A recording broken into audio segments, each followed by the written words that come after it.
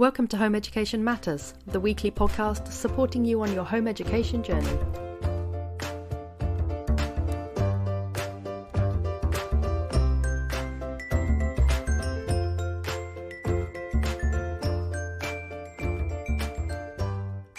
Good morning, welcome to Home Education Matters. It's Diane and Eleanor here, talking today with you about start of the new year, really, I think, aren't we? We're thinking about going into a new year, thinking about what the last year has been like for us all, and thinking about how we might want to focus our thinking for the year coming. Any goals that we might have, any plans that we might have, areas of focus perhaps. I think it's good to have a kind of reset sometimes, isn't it? You know, just to pause and evaluate, because I don't know about you, but I'm so busy that I just don't get the time to even think about what I'm doing while I'm doing it, let alone what I'm going to be doing, you know, for the next year. So, yeah, I think this podcast is about that. And hopefully our listeners will also listen to this and then maybe sit down with a cup of tea or something considerably stronger and think about their last year and next year and come on the Facebook group reasonably drunk and tell us how well it's been going. So I suspect we'll get a lot more fun posts if everyone gets slightly drunk before they post them. Yeah, we'd really enjoy that actually, wouldn't we? That would be really fun. Absolutely. So what about you in the last year? I know you're a really, really experienced home educator, but what learning You're have adorable, you had? thank you. There's always learning. There's always learning to be had. In actual fact, I wrote a post on Homeschooling UK the other day, and I said the vast majority of learning in home education is done by the parent.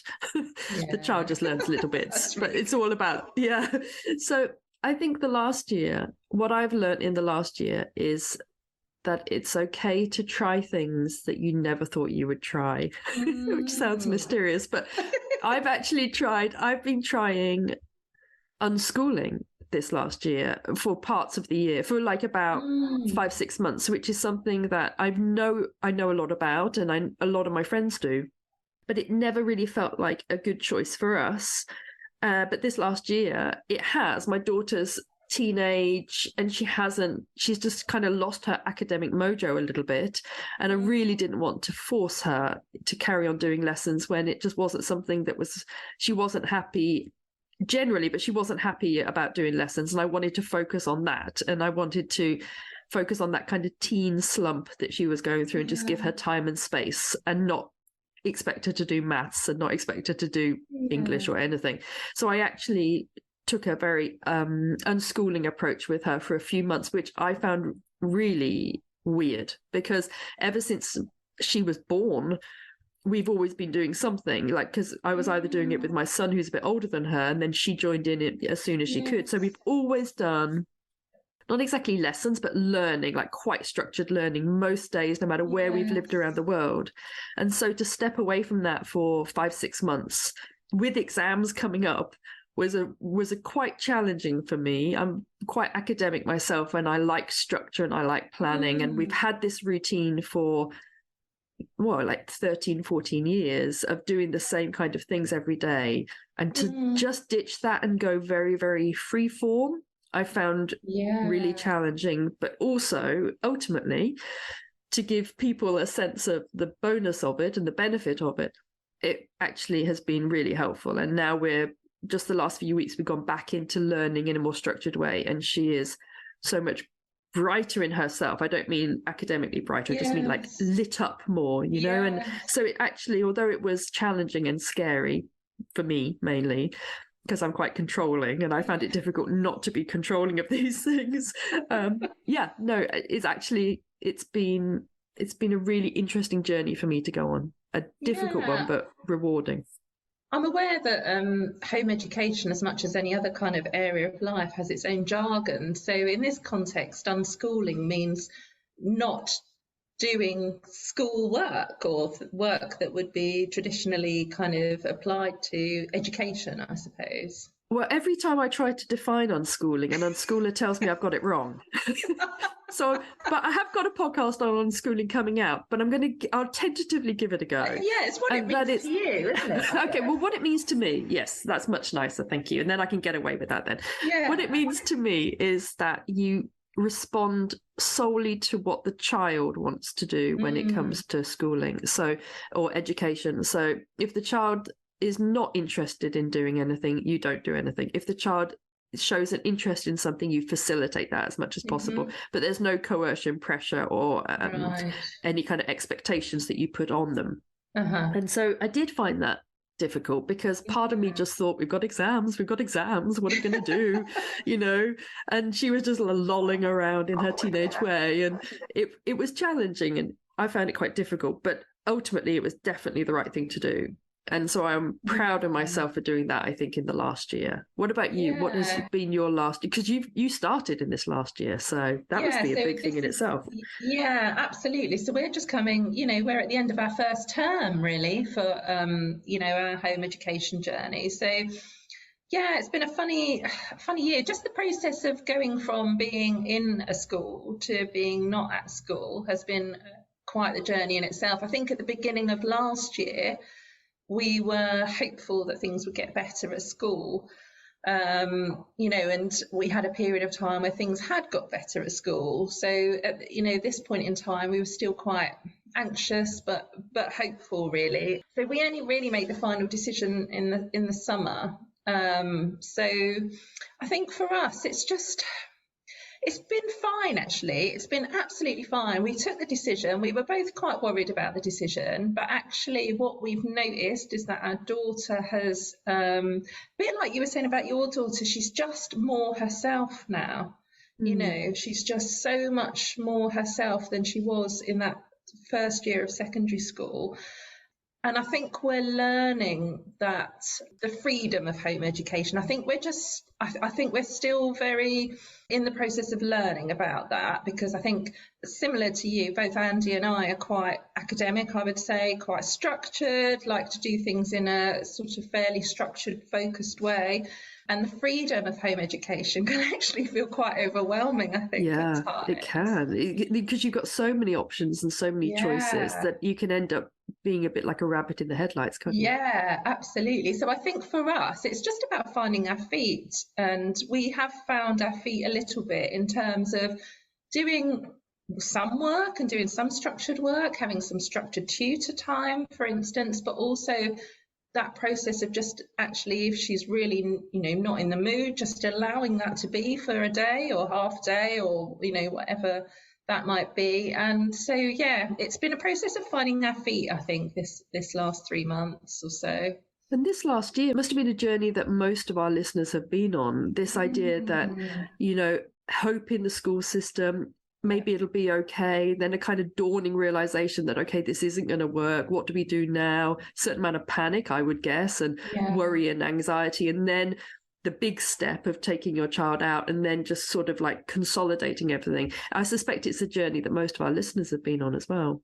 Absolutely. Yeah. So I think this is now a good time thinking about the new year, and just sort of, now we found our feet a little bit, just to sort of think about what we want to do now for the coming year, and the focus and the strategy, and how we're going to implement things. So I think this is a useful time now for us to be reflecting. Are there any things over the last few months that you think, we're not going to, we're going to shift that, we're going to change that, we're not going to do that, that for next year you'll be like, we're not going to do that anymore, we're going to change that? I think we are thinking that we're going to focus our attention perhaps on considering doing some exams a bit earlier than perhaps might be in the traditional kind of school system. You've been inspired by our exams podcast. I have. Right? I absolutely loved that, and I feel like I've learned so much from that. Yeah, it was fascinating. That was an amazing podcast, I think, and so needed. Yeah, because it feels so like a minefield. It feels completely unstructured, and you don't necessarily get the help from conventional schools or the local authority, because they don't necessarily know all the answers either. So listening to that podcast was really useful. But so I think we're going to kind of maybe focus down a little bit and think, well, actually she could probably do something like English in this coming year, and next autumn perhaps sit an English, either GCSE or IGCSE. English language. Yeah, English language. That would have to be an IGCSE because otherwise you need to do coursework. Yeah. Luckily, I'm here for you. I'm you so can glad. ask me these. I know it's lucky. Otherwise, you'd have been studying the GCSE, and I'd be like, no. Yeah, but I think also, what you're saying on that podcast about, the tutor understanding what we're working towards as well. So I think we need to make sure that that's in place. So I think we're going to just be a bit more focused and not feel like we have to do everything. I think we had a feeling, and I think that's perpetuated to some degree, that we kind of have to cover everything all of the time, a bit like, you do in school, you kind of do an hour of this and an hour of that. And I think maybe we don't have to do that quite so much. We can do bits and bobs of other things, but actually, we can focus on the areas that actually our daughter really excels in or really enjoys, or so I think for us it's just having a time of reflection for the three of us really, and thinking about what we really want to get out of this. I think what tends to happen after you leave school is that you drift further and further away from the traditional schooling system. So often when you come out of school, I think, or from what I've noticed, you tend to carry with you ideas that you implement. So maybe, specific times that you study or subjects that you study. And then the longer your child is out, the more you think, actually, you said about freedom. You have that freedom to ditch it. And I suspect the next year will be one of you happily ditching school systems left, right and centre. Don't need that. Don't need this. Don't need that. Indeed. We don't have a school because my children have never been to school, and so we've luckily never had a school system to ditch. But I think we're in a slightly different time because my son's doing A levels and my daughter's doing her exams, and so you're just starting on your exams journey, and for us we're really in the middle of it, and it is quite difficult when your children are doing these kind of very structured assessments to be very unstructured. And I'm sure there are unschoolers out there who are listening to this and achieving it really well, and I'd love them to come on the Home Education Matters Facebook group. Tell me how they do it. Yeah, please help us. please because it must be very difficult to sit very structured assessments and not be structured in your learning. And I would love it if they could tell me how they do that, because I'm sure they are doing it. But I also have a podcast coming up with Naomi Fisher, who is an unschooling total expert. Great. So I shall ask her that question as well, because I'm interested. But no, our next year is very much going to be trying to keep that balance between the child feeling free and autonomous and responsible for their own workload as such, and a balance between well-being and academic success, I suppose, for us. Because we've got exams, it's just a case of trying to balance all those things together while still being on target to sit the exam. So I think it's going to be quite a busy year for me, I think. Yeah, sounds it, doesn't it? Yeah, just trying to make sure that balance is right, and also, I mean, just like you, I work as well, and my work is getting busier and busier because I designed it so that it would ramp up as the children got older, because they would be more independent. But of course, it has. But then the children's exams mean that although they're independent, I'm also still quite actively involved in their learning, even if it's just trying to organize it, just trying to say, okay, this is your tutor now, this is your course here, this is your textbook for this, I pay for the exam center. And there's a lot of kind of admin. I feel like an admin assistant sometimes when I home educate, which is really rubbish. Not the nature of having children, full stop. Yeah, it is actually. In actual fact, if you're thinking about sort of hats that you wear as a home educator, admin assistant is one of them. Chauffeur, that's a big one. Yeah, chef, a lot of chef stuff goes on. Yeah, so and tech support. There's quite a bit of tech support. Yeah, so I think it's balancing my hats this next year. That's what I need to focus on, and also having my own hat, because that tends to get, that gets thrown out immediately, doesn't it? Your own hat. So if it's not, when it's your job, then you have to wear your job hat. But anything else for you, that tends to be put right down at the priority list. So I think it's always that balance. It's just a balance for them and it's a balance for me. I think that's what this next year will be. I think that's a really interesting point about our own identities, maybe as home educators. And as women. And I wonder if that might be a podcast in itself. Yeah, actually. I think it's maintaining your personal identity while home educating, I find very difficult. And one thing I found was that I was morphing into like a 24/7 home educator in my mind, not in reality, but it was almost like I was over identifying with being a home educator, which I think actually is a thing. And you do see it particularly amongst people who've home educated for a long time. You do see this where it becomes everything that they are, their whole life sort of revolves around it. And I'm trying to like pull myself back, having just started a podcast on it.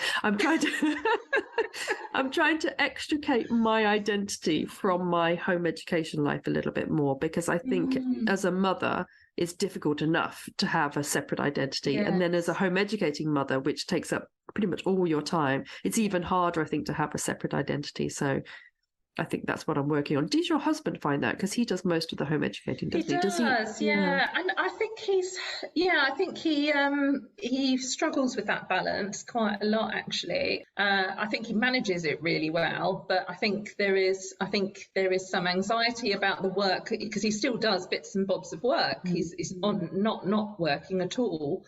So I think he perhaps struggles with the balance sometimes of his work and his time to think about his work, probably more than actually doing it and undertaking the home education. I think my thought about it from my perspective, now we've sort of talking about it, is that I'm the person that kind of goes out to work. So I'm generally not in the home. I might be around it some days working from home, but I'm always in meetings. So I think I can feel quite excluded from the home education, from the home education that goes on. So I'm obviously not necessarily involved in the day-to-day, but I obviously, like all of my children who are at school as well, I'm as interested in their education as I am for my daughter who's home educated. So you're going to have parents' evenings where you go and see your husband. That would be really good. Get a report from him. Yes. Absolutely.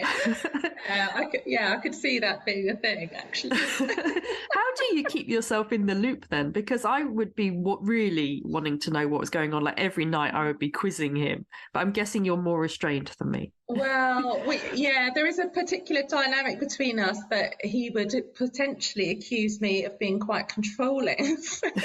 I do have to quite restrain myself from that, but I tend to know, so I know when her tutor times are, and I know when she's going to like the local home ed group, for instance. So I'll always ask about those things. I'll always ask how she's been that day and things like that.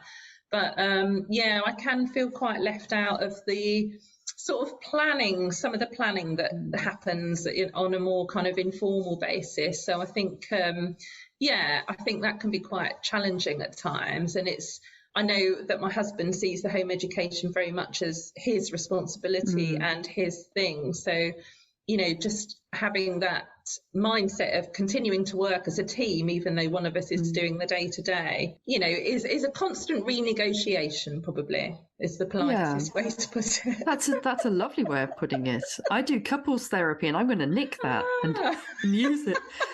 But you and your husband are doing a podcast, aren't you, in the next few weeks? And I think that would be fascinating, actually, because that can be your parents' evening online. We can all get to earwig your parents' evening. And a bit of what goes on in the marriage as well. The dynamic between I'll be giving you my couples therapist card afterwards. Yeah, we'll need that, I think. I think home education is one of those things that it can very much bind a family really strongly together. And then other times it can cause challenges, particularly if one of the other parents doesn't think it's a good idea. And like we talked about in our previous podcast, that can be really difficult. But luckily for you, you're both on board. And I'm guessing with your child now thinking about exams, or you're thinking, okay, let's pick on a few subjects, that's something that you can all decide together. Yeah, absolutely. And that's what I'm hoping. We'll all sit down together and kind of just think things through a little bit and have a bit of a plan going forward that all of us have contributed to. So, that'll be great, I think. Yeah, I'm looking forward to that podcast. Yeah, very much absolutely. So do you have a resolution or a couple of resolutions for the next year? Do you have a kind of home ed resolution? Home ed resolution. Is it to get your husband to do for I you? daren't make resolutions on his behalf. No. That would be the end of the marriage. That would not go down well. But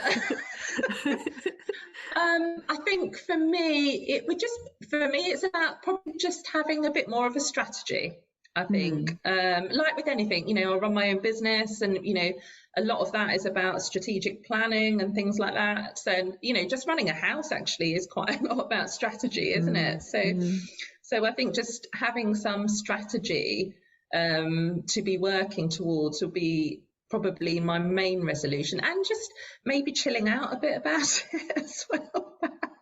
I know that is so important. Yeah, in fact, they seem a bit paradoxical, but I don't think they are actually, because I think some people find the chill bit in the strategy and the planning, for sure. Yeah. What about you?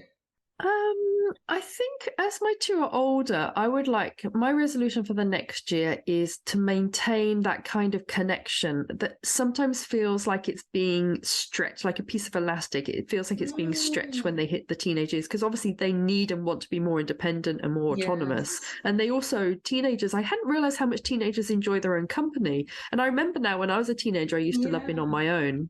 And I do think it's important that people in general, but teenagers as well, have time on their own. But it can be very strange, I think, when you've been used to two children who've been at home with you all the time, just you and them, very close, can't take a shower without them in the bathroom with you, to suddenly go into hours without seeing your children, and they're just happily in their bedrooms, or actually they spend quite a lot of time together as well.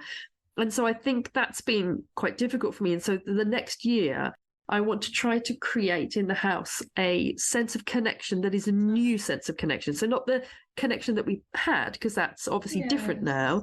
So just like a new, more adult connection, I suppose, more grown-up connection, where we come together for some things like board games or something maybe, but still have that happening, but not quite in the same manner that we had before. So that's a journey for me for the next year, and I want to focus on connection, I think. That's my New Year's resolution. That sounds really inspiring. I really like the sound of that. Even with a massive head cold, I'm still inspiring. I don't know how I managed that. Talking through the mucus. It's a miracle. Well, they are decent resolutions, I think, between us. And we got some very nice podcasts coming up. I'm excited by those. I've done a fascinating one on autonomous parenting that's coming up soon, that I think is going to be really eye-opening, but also kind of challenging as well for some of us, particularly those of us a bit like me who are quite controlling, and a bit like you. So I think that would be a really interesting one for some of us. And then I've got the unschooling one, which hopefully by the end of it, I will have a decent definition of unschooling. But I suspect, like you say, that it will be whatever it feels like for you. And then I've got an amazing one coming up on exams hacks. So this is things to make exams work for you. And I honestly thought when I recorded this podcast, it would come out probably January time. I honestly thought that I knew pretty much everything there was to know about home ed exams. My son sat 11. He did his 11th last year. My daughter's done 1. He's doing his A-levels. I honestly thought there wasn't anything I didn't know about home ed exams. And my podcast that I recorded with Chatana that comes out in January was the most eye-opening one I have ever done. I was astonished how many amazing hacks she had for making exams work, making them as seamless and as successful and effective as possible. I was like, my jaw was dropping. I was taking notes. It was an amazing podcast. So look out for that one in January, because I think if you're sort of embarking on that kind of stage, if your child is anything over 11, that's the time to start thinking about these things. And so looking forward to that one. I know. I really, it was wonderful. And I've also got a deep dive on maths that's coming up. I know nothing about maths, so that was quite hilarious. That makes me slightly twitch, actually. Isn't it interesting? Because I actually started the podcast by saying, this is probably the biggest and scariest topic, I think, for home educators, because I'm the same. I find maths really challenging, and I had a terrible maths dynamic going on with my daughter, and then I got her a very nice maths tutor about a year ago, and she carried on. She opted to carry on with her maths tutor even when we were doing this wonderful unschooling phase. She actually chose to carry on with the maths tutor, and her maths is improved so much. But not just her maths, her whole approach to herself doing maths. That's what's been amazing. She says things to me now like, oh, I found that really easy, or oh no, I'm really good at that. And she would never have said anything like that a year ago. But it's a mindset issue, isn't it? Maths is a mindset issue. I completely agree, because I think, and what's worse is I think we tend to pass our mindset onto our children if we're not careful, because I considered myself very bad at maths.